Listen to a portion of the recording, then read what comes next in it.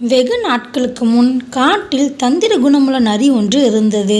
அந்த நரி எப்போதும் தன் புத்திசாலித்தனத்தால் கண்ணிமைக்கும் நொடியில் மற்ற விலங்குகளை பிடித்து தனக்கு தானே விருந்து வைத்து கொண்டிருந்தது.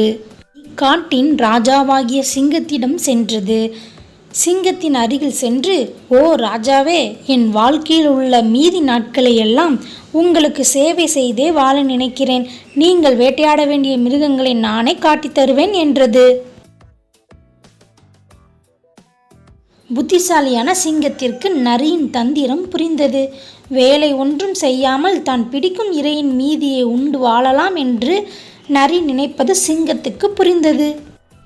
குள்ளநரிக்கு ஒரு பாடம் கற்பிக்க வேண்டும் என்று நினைத்த சிங்கம் நரியின் இஷ்டத்திற்கு சம்மதித்தது. அவர்கள் இருவரும் வேட்டையாட காட்டிற்கு சென்றனர். நரி காட்டி கொடுத்த மானை சிங்கம் அடித்து வீழ்த்தியது.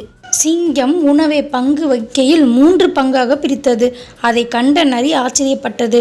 உடனே, "ஓ ராஜாவே, ஏன் நீங்கள் உணவை 3 பங்காக பிரித்துள்ளீர்?" என்று கேட்டது. அதற்கு சிங்கம் சிரித்து கொண்டே பதில் சொன்னது, "நான் காட்டின் ராஜாவானதால் முதல் பங்கு என்னுடையது. இந்த இரையை பிடித்ததும் நான் தான். அதனால் 2வது பங்கும் என்னுடையது." உடனே நரி 3வது பங்கு கிடைக்கும் என்று நினைத்தது. ஆனால் சிங்கம் சொன்னது, "நீ காட்டின் பிரஜை.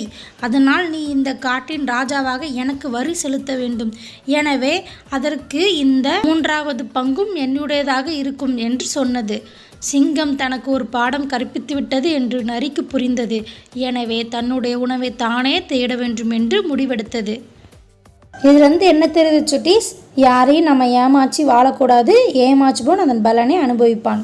இந்த வீடியோ உங்களுக்கு பிடிச்சிருந்த மறக்காம லைக் பண்ணுங்க, சப்ஸ்கிரைப் பண்ணுங்க சுட்டீஸ்.